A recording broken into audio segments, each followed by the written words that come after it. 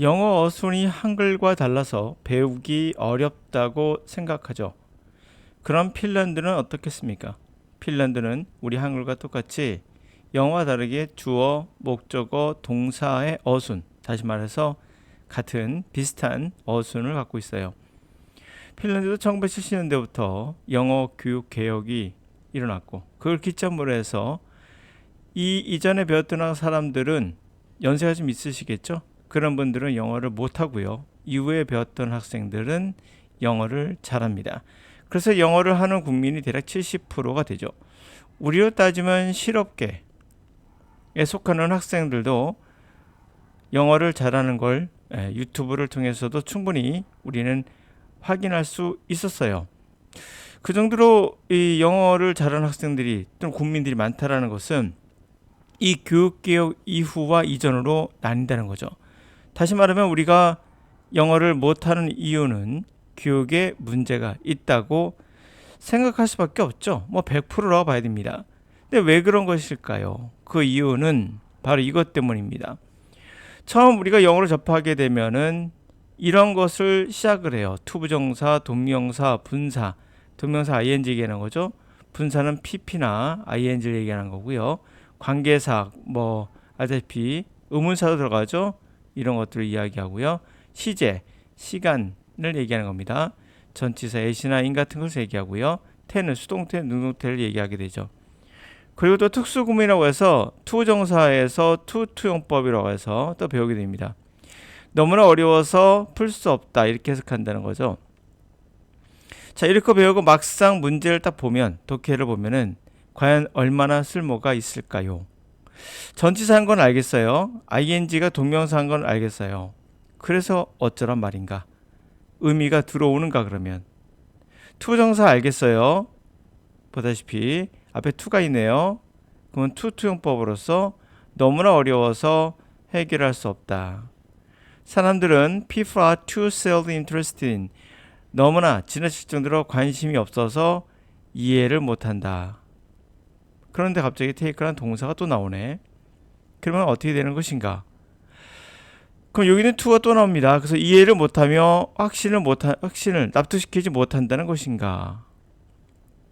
보다시피 여러분들은 영어를 하고 있는 것이 아니라 이 문법에 맞춰서 이것을 분석하고 있는 거예요. 분석은 영어가 아닙니다. 언어가 아니란 얘기죠. 우리가 언어를 분석하면서 해석하지 않고 분석하면서 말하지 않으며 듣지 않습니다. 근데 우리 영어만 배우면 꼭 이렇게 배우는 이유는 뭘까요? 이렇게 배우는 이유는 우리만 그런 건 아니에요. 핀란드도 옛날에는 이렇게 문법이나 또는 구문 독해 위주로 학습하던 시절이 있었습니다. 유럽이란 나라 자체가 라틴어 문화권이기 때문에 그럴 가능성이 높았던 거죠. 라틴어는 기본적으로 그래머를 중시합니다. 하물며 영국에도 그래머 스쿨이 있을 정도죠. 그러나 이러한 방법에서 벗어나면서 그들은 문제를 해결했고 우리는 아직도 이것을 벗어날 수 없습니다. 그것은 영어를 가르치는 선생님들이 이것을 고집하고 있기 때문인 거죠. 이거 말고 본인들이 가르칠 게 없기 때문이기도 해요. 자, 그러면 이것이 없을 때 우리는 언어를 할 수 있느냐? 맞습니다. 바로 본질에 다가갈 수 있어요. 이런 껍데기를 드러냈을 때만이 영어의 본질에 가게 됩니다. 그럼 이것이 왜 해석을 했을 때 여러분들이 왜 투투용법이 아닌지를 제가 해석을 통해서 보여드릴게요. 당연히 이 문장에서는 너무나 뭐뭐해서 뭐뭐 할 수 없다 뜻은 아닙니다. 구조는 비슷해 보이지만 자, people are too seldom interested in having a genuine exchange of points of view where a desire to understand takes precedence over a desire to convince at any price. 사람들은 너무나도 그렇게 관심이 없어요. 진짜 포인트 오브 뷰, 서로 간의 시각이 있죠? 그걸 교환하는 데 관심 없어요. 그렇게 교환하는 데 있어서 그곳에서 이해하려는 우리의 욕구가 뭐보다 앞섭니까? 바로 남들을 설득시킬 욕구보다 앞서거든요.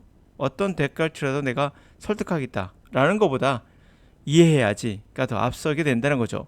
그게 바로 포인트 오브 뷰, 의견의 교환인 거죠. 자, 진짜 그 관점의 교환은 대화에 있어서 가장 중요한 포인트가 되기도 하잖아요. 그래서 보다시피 그러한 용법은 아니었다는 걸 알 수가 있습니다. 그래서 뭐가 먼저다? 해석이, 다시 말하면 이해가 먼저고 그 다음에 문법이 따라오는 것이죠. 문법을 기준으로 해서 이해를 하시려면 여러분들은 거꾸로 해석하는 것과 똑같습니다. 그래서 해석을 거꾸로 해야지 더 편해지는 이유가 바로 거기에서 나오기도 합니다. 그러므로 여러분들이 하지 말아야 될 것과 할 것을 명확히 구분하셔야 되는데요. 그것은 바로 보다시피 여는 발음, 듣기에서는 그리고 여는 발음 같은 거, 그리고 딕테이션 같은 거, 이런 거 하시면서 쓸데없는 시간 낭비하지 마시고요. 도움이 안 된다는 것은 아니에요. 이것도 도움이 됩니까? 돼요. 그러나 본질은 뭡니까? 이렇게 시간이 오래 걸린다는 겁니다. 10년 열심히 해보세요. 될지는 발전은 됩니다. 무전. 그래서 이걸 하고 나서 내가 이뤄낸 성과가 더 크다고 생각하실 수도 있어요. 그러나 1년 안에 된다면 이게 더 좋은 거 아니겠습니까? 네. 그래서 10년 걸려서 될 수 있는 방법, 여러분들은 여러분의 선생님이 그 길로 인도하고 있다는 걸 잊지 마세요. 좋은 방법은 당연히 아닌 거죠.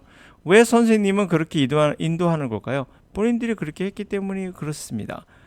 본인의 것을 버리지 못하면 새로운 걸 담을 수가 없는 거거든요. 여러분들도 자꾸 여기에서 벗어나고 싶지 않을 거예요. 그것은 바로 익숙함 때문이죠. 이 익숙함을 적으로 여기셔야 새로운 발전이 나옵니다. 새로운 것을 받아들일 수 있는 거죠. 새로운 걸 받아들였을 때만이 여러분들은 기존의 실패를 벗어날 수 있었던 거예요. 그것이 누굽니까? 핀란드가 보여주는 사례가 되겠죠.